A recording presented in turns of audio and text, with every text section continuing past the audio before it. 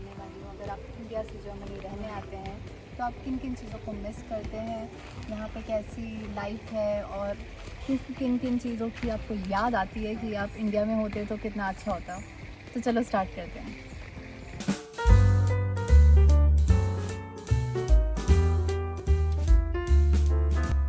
Number 1, family.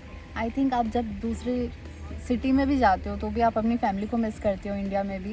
लेकिन आप यहाँ पे पूरी डिफरेंट कंट्री में आते हैं, यहाँ पे आपके कोई रिलेशन में कोई इतने लोग होते नहीं हैं, रिलेटिव्स नहीं होते हैं, फैमिली नहीं होती है। तो आई थिंक ये सबसे ज़्यादा इम्पॉर्टेंट है यहाँ पे कि आपकी फैमिली आपके पास नहीं होती और आप उनको बहुत ज़्यादा मिस करते हो। हर एस्पेक्ट ऑफ लाइफ में आपको हर चीज़ अपने आप ही डील करनी पड़ती है।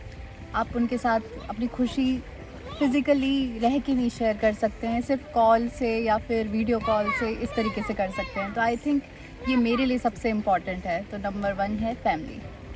Number 2, festivals. यहाँ पे आप अपनी जो बहुत सारे फेस्टिवल्स हम इंडिया में मनाते हैं, हमारे तो पूरे कैलेंडर में फेस्टिवल्स ही फेस्टिवल्स हैं। हम थोड़े थोड़े टाइम के बाद कुछ ना कुछ सेलिब्रेट करते हैं, इन्जॉय करते हैं और सब मिल के सेलिब्रेट करते हैं। सबसे इम्पॉर्टेंट यहाँ पे क्या होता है, हम सारे फेस्टिवल्स सेलिब्रेट नहीं कर पाते। ओनली जो बहुत इम्पॉर्टेंट होते हैं, दिवाली हो गया, होली हो गया, ये हम सेलिब्रेट करते हैं। लेकिन क्योंकि आपकी फैमिली या फिर आपके रिलेटिव्स या फिर बहुत सारे फ्रेंड्स आपके साथ में नहीं होते, यहाँ पे आप अपनी अलग फ्रेंड्स बनाते हो। और क्योंकि ये इतना ज़्यादा जैसे वहाँ पे तो हॉलीडे होता है ना उस दिन, तो आप अच्छे से सेलिब्रेट करते हो क्योंकि सबका सेम फेस्टिवल होता है। यहाँ पे इंडियन फेस्टिवल को इतने छुट्टी थोड़ी होती है, तो आप फिर भी कॉम्प्रोमाइज़ करते हो अच्छे से सेलिब्रेट करने में। तो आई थिंक ये बहुत इम्पॉर्टेंट है कि मैं ये बहुत मिस करती हूँ फेस्टिवल्स। नंबर 3 है ईज़ ऑफ लाइफ। इंडिया में जब रहते हैं तो बहुत सारे काम पता नहीं कैसे हो जाते हैं, पता भी नहीं चलता है। जैसे कि हम फैमिली में भी रहते हैं तो कितने काम तो पेरेंट्स मतलब हमें पता भी नहीं चलता है कि इतने काम हो चुके हैं हमारे। जब हम जर्मनी में आते हैं तो हमें अपने सारे काम खुद से करने होते हैं। हर एक चीज़ को खुद से डील करना होता है, चाहे वो छोटे से छोटी चीज़ कैसे नहीं हो। जैसे कि अगर हम कोई फ़र्नीचर लेने जा रहे हैं, वहाँ पे कितना इजी होता था इंडिया में कि आपने ऑर्डर किया, आपने कुछ पैसे भरे, वो आपके घर तक डिलीवर कर देते थे। यहाँ पे क्या होता है, आप जाते हैं, आपको फिर खुद से लेकर आना पड़ता है उस फर्नीचर को घर पे, क्योंकि जहाँ पे भी ह्यूमन लेबर इन्वॉल्व होता है जर्मनी में, उस चीज़ की कॉस्ट बहुत हाई हो जाती है। तो फिर आप खुद से अपना अलग, अगर आपके पास कार इतनी बड़ी नहीं हो तो आप दूसरी कार रेंट करके, बड़ी सी कार वैन, और आप सामान लेके आते हो अपना। यही नहीं, आप फर्नीचर लेके आते हैं, आप उसको खुद से असेंबल करते हैं। तो हर एक स्टेप पे आपको ये खुद से डील करना पड़ता है। इंडिया में ये सारे स्टेप बहुत ही कट हो जाते हैं। आपने एक ऑर्डर किया और आपके पास चीज़ें आ जाती हैं बनी बनाई। और अगर ह्यूमन लेबर भी इन्वॉल्व होता है तो इतने कॉस्ट नहीं होती है। तो हर वे में यहाँ पे इतनी ईज़ नहीं है लाइफ की कि जितनी इंडिया में रहती है। तो आई थिंक ये मैं बहुत ज़्यादा मिस करती हूँ। एक चीज़ ये सिखाती भी है कि ठीक है, आपको हर चीज़ खुद से करनी होती है, तो आप सीखते भी हैं बहुत सारी चीज़ें। लेकिन अगर ईज़ की बात करूँ तो वहाँ ज़्यादा है। तो यहाँ के लोग काफ़ी हैंडी होते हैं और वो सब खुद से ही करते हैं। तो काफ़ी चीज़ें बचपन से सीखते हुए आते हैं, अपनी हर चीज़ करना। तो हाँ, अच्छी भी चीज़ है ये। तो अब है नंबर 4, जो कि है वेदर।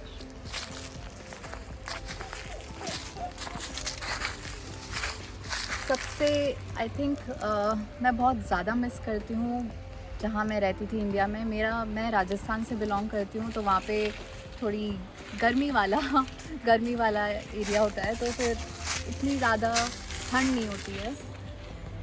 और यहाँ पे जब हम रहते हैं जर्मनी में, स्पेशली यहाँ का वेदर प्रीडोमिनेंटली या तो रेन होती रहती है या फिर विंटर्स में बहुत डार्क होता है। थोड़ा बहुत डार्क तो हर कोई मैनेज कर लेता है, लेकिन यहाँ पे ऐसा होता है कि आपके दिन की शुरुआत ही 9 बजे होती है, सनराइज़ होता है 9-10 बजे, और 3:30 के अराउंड सनसेट भी हो जाता है। तो बहुत शॉर्ट ड्यूरेशन के लिए सन रहता है। तो आप अपने उस टाइम में तो बहुत बिज़ी रहते हैं अपने काम से रिलेटेड, अपनी यूनिवर्सिटी हो गया या फिर वर्क हो गया उससे रिलेटेड। लेकिन उसके अलावा जो टाइम बचता है तब आपके पास कोई ऑप्शन नहीं होता है कि बहुत सारी चीज़ें एक्सप्लोर कर लो, क्योंकि बिल्कुल अंधेरा हो चुका है। तो आई थिंक ये मैं काफ़ी मिस करती हूँ इंडिया के बारे में, जहाँ पे अच्छे से अच्छे बड़े बड़े दिन होते हैं। मैंने विंटर की तो बात कर दी, लेकिन यहाँ पे स्प्रिंग है, समर है और ऑटम है। ये बहुत ही ज़्यादा ब्यूटीफुल होती है और ये कंपनसेट कर देती है बाकी विंटर वेदर से। अभी है ऑटम का टाइम, आप देख सकते हैं इतने सारे कलर्स दिख रहे हैं। और अभी कुछ टाइम और वेट करेंगे ना तो पूरा रेड कलर में आप पूरी सब कुछ दिखेंगे, वेजिटेशन को फायरी रेड। तो बहुत ही अच्छा लगता है ये सब देखना भी। अब हम बात करते हैं इसके बाद में नंबर 5, जो कि है फूड से रिलेटेड। मैं मिस क्या करती हूँ? मैं मिस करती हूँ घर का खाना जो मम्मी बनाती थी, वो बहुत मिस करती हूँ। और बहुत सारे ऑप्शंस भी होते हैं वहाँ पे। यहाँ पे क्या होता है कि वेजिटेरियन खाना भी मिल जाता है, रेस्टोरेंट्स भी हैं, लेकिन वो बात नहीं है जो वहाँ पे होती है। वहाँ पे इतनी सारी वैरायटी होती है और अभी भी जब भी मैं घर जाती हूँ मैं बस ये सोचती रहती हूँ मुझे क्या क्या खाना है, क्योंकि इतनी वैरायटी नहीं है। घर पे आप बना सकते हो, लेकिन ठीक है, हमें कुछ बाहर का भी तो खाना चाहिए ना कभी कभी। तो आई थिंक वो variety I miss a lot. इसके बाद हम बात करते हैं लैंग्वेज बैरियर की।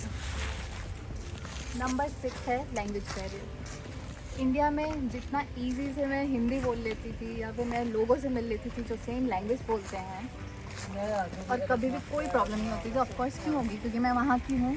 लेकिन यहाँ पे वो चीज़ नहीं है। आप जर्मन सीख सकते हैं, आप कितनी भी सीख लें आई थिंक लेकिन वो चीज़ मिस होती है कि आप यहाँ पे एज ए जर्मन मतलब बॉर्न नहीं हुए, तो बहुत सारी चीज़ें नहीं आती हैं। तो आई थिंक वो मैं बहुत ज़्यादा मिस करती हूँ कि मैं ईज़िली कम्युनिकेट कर पाऊँ हर वे में। आजकल तो ऐसा लगता है जैसे कोई इंग्लिश भी बोल दे तो ऐसा लगता है कि हाँ वो घर की कोई बात कर रहा है, घर की लैंग्वेज हो गई है। तो आई थिंक ये मैं बहुत मिस करती हूँ।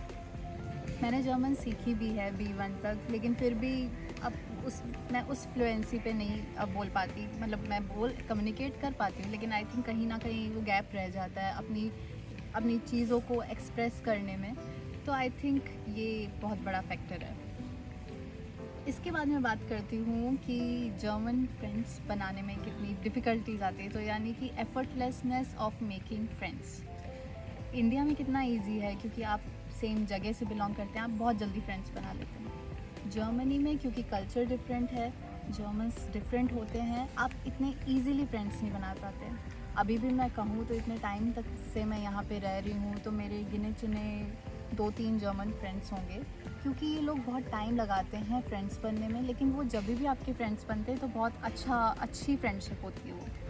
मेरे और फ्रेंड्स हैं लेकिन वो अलग अलग नेशनैलिटी से हैं। तो लेकिन मैं अगर स्पेसिफिकली बात करूँ जर्मन्स की, तो वो थोड़े से टाइम लगता है ऐसी फ्रेंडशिप बनने में। तो ये कुछ है मेरे व्यूज़ हैं, मैं जो सोचती हूँ, और मुझे अभी तक जो मेरे एक्सपीरियंस से जो मैंने आपको बताया है, कुछ नेगेटिव या पॉजिटिव नहीं है, बस एक ज़रिया है बताने का। तो अगर आपको मेरी वीडियो अच्छी लगी हो तो प्लीज़ इसे लाइक कर देना। चैनल पे अगर नए हो तो सब्सक्राइब कर देना। मिलते हैं हम अगली वीडियो में, तब तक के लिए नमस्ते।